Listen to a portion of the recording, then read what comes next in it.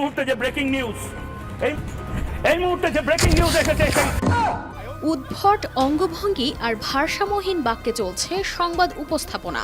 হাত নেড়ে প্রলাপ করতে করতে ছুটছেন স্টেজের এক প্রান্ত থেকে অন্য প্রান্তে। আর ঠিক তখনই আলোচিত এই সাংবাদিককে বস্তাবন্দি করে ফেলেন এডিটের মায়ের বাপ মাসুদ রানা খ্যাত কন্টেন্ট ক্রিয়েটর স্বপন আহমেদ। তারপর ফেলে দিয়ে আসেন গুলিস্তানে মলম বিক্রি করতে। শুধু তাই নয়, সাংবাদিকের এমন পাগলাটে আচরণের কারণ খুঁজতে কেটে ফেলেন তার মাথা। তাতে দেখেন মাথার তার নাকি ছেঁড়া, আর মগজের পরিবর্তে তার মাথায় রয়েছে মানুষের মল ও এক ধরনের বিশেষ পাতা। এটা কি রে ভাই?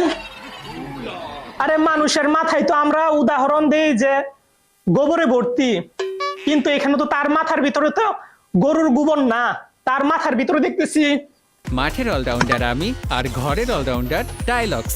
টাইলক্স টয়লেট ক্লিনার, ক্লিন মানেই টাইলক্স। মানুষের পটি পাতা, এই যে শুকনা পাতা, এই শুকনা পাতা সে কিভাবে আমি তো জানিও না। এডিটিং এর কারসাজিতে সবশেষ মাথার তার জোড়া লাগিয়ে দেন।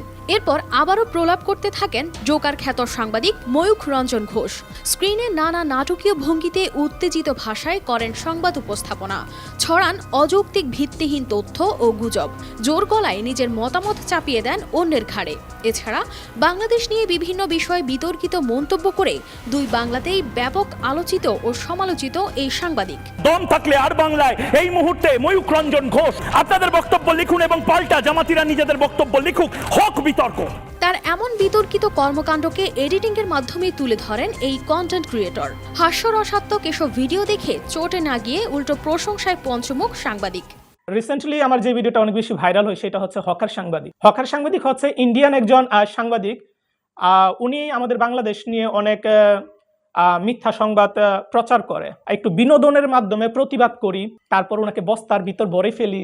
তো এটা অনেক বেশি ভাইরাল হয় এবং সবাই মানে প্রশংসা করতেছে যে স্বপন ভাই ঠিক আছে, আমরা তো কিছু করতে পারতেছি না, বাট আপনি এডিটিং এর মাধ্যমে তাকে উচিত শিক্ষাটা দিলেন। এবং সেই সাংবাদিকের স্ট্যাটাস দিয়ে আবার আমার প্রশংসা করতেছে। এমন উদ্ভট সাংবাদিকতার কারণে তাকে হকার বা মলম বিক্রেতা বলেই দাবি স্বপন আহমেদের। এমনকি হাজার চেষ্টায় তাকে সাংবাদিক বানানো যাবে না বলেও মন্তব্য তার। দুধ, চিনি, কাজু, বাদাম এটা সেটা দিয়ে তৈরি করা, এইটা খেলে দাদা বৌদি মিল হবে, সংসারে শান্তি হবে, জীবনে অশান্তি হবে না। ওই হেভি জিনিস মুখে দিলে ফিনিশ, চুষে খাও, কামড়ে খাও, দাঁড়িয়ে খাও, বসে খাও। ভাই, এই হকার সাংবাদিককে কখনোই মানুষ করা যাবে না। হকার সারা জীবন হকারই থাকবে, সে কখনো সাংবাদিক হতে পারবে না। তবে এত সব ছাপিয়ে এবার আলোচনায় এই সাংবাদিকের মৃত্যুর খবর। কেননা মৃত ব্যক্তিকে স্মরণে রাখার জন্য রিমেম্বারিং ট্যাগ লাগিয়ে দেয় ফেসবুক। আর ময়ূখ রঞ্জন ঘোষের ফেসবুক আইডিতে গেলে ঠিক তেমনটাই দেখা যায়। তবে সত্যি কি মারা গেছেন আলোচিত এই সাংবাদিক? এই যে আপনাকে বলছি এই মুহূর্তে যদিও তার পরিবার বা ভারতের মূলধারার কোনো সংবাদ মাধ্যম তার মৃত্যুর কথা নিশ্চিত করেনি। মূলত ময়ূখ রঞ্জন ঘোষকে ডিজিটালি মৃত ঘোষণা করেছিল সাইবার হ্যাকাররা।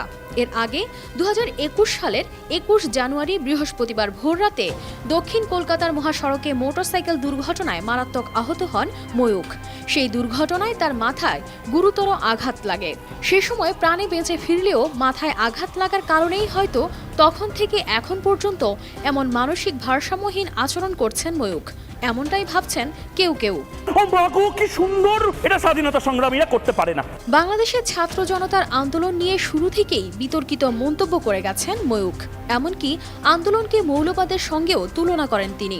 পশ্চিমবঙ্গেও তাকে নিয়ে বিতর্ক কম নয়। তবে এত শত অভিযোগ নিয়েও নিয়মিত নিজ দায়িত্বে গুজব ছড়িয়ে যাচ্ছেন এই সাংবাদিক। আর হকার ভাই হকারি করতে থাকো, জায়গা মতো পৌঁছাই দিলাম তোমারে আমি।